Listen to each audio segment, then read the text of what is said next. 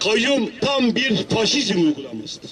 Buna karşı birlikte direnmek zorundayız. Dayanışma içerisinde birlikte direnmek zorundayız. Önümüzde zor dönem var. Bizleri ayrıştırmaya çalışacaklar. Bunun üzerinden algı operasyonları yapmaya çalışacaklar.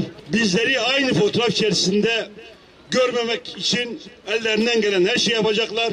Ama bizler inadına onların yarattığı bütün algıyı kırarak halkın iradesine, sizlerin iradesine sahip çıkmak için birlikte durmak zorundayız.